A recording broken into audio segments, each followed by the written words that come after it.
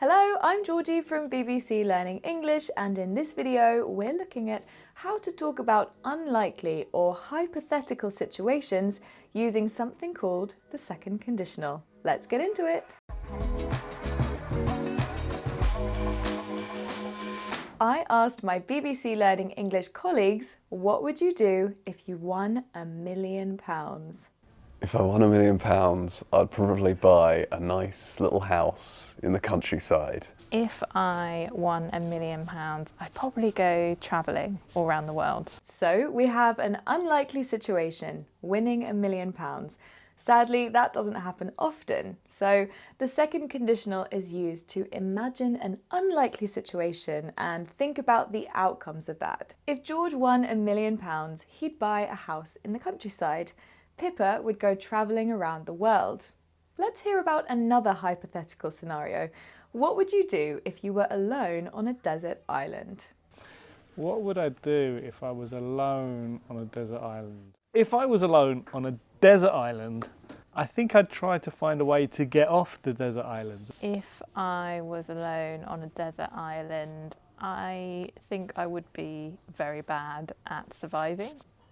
If I were alone on a desert island, I would panic because I wouldn't know how to survive.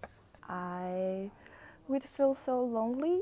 I would try to find any possible tools. Again, an unlikely situation of being alone on a desert island, and we're kind of dreaming and imagining what would I do if I were in that situation. Next, we can use the second conditional to give advice, starting with if I were you, meaning if I were in your position faced with the same decision or dilemma. Listen to my colleague give me some advice about a problem. I've run out of money this month. If I were you, I'd ask your parents to give you a small loan so you can survive until the end of the month. Again, this is a hypothetical situation. If I were you is actually impossible. You can't become someone else. But you're giving advice by saying, this is what I would do if I were in your position. Now, pause the video and think about which structures are used to make a second conditional.